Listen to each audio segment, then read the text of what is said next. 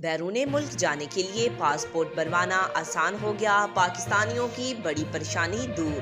بیرون ممالک جانے والے خواہشمند افراد میں انتہائی اضافے۔ پاسپورٹ اجرا کی مشکلات کے باعث 6 ڈیسک ٹاپ پرنٹنگ مشینز، 2 ای پاسپورٹ مشینز بیرون ملک سے منگوا لی گئیں۔ ذرائع پاسپورٹ آفس کے مطابق ملک بھر سے روزانہ کی بنیاد پر پاسپورٹ اجرا کی 35 سے 40 ہزار درخواستیں وصول ہونے لگی۔ بڑی تعداد میں پاسپورٹ اجرا کی درخواستیں موصول ہونے پر پاسپورٹ اینڈ امیگریشن حکام بھی مشکلات کا شکار ہو کر رہ گیا ہے۔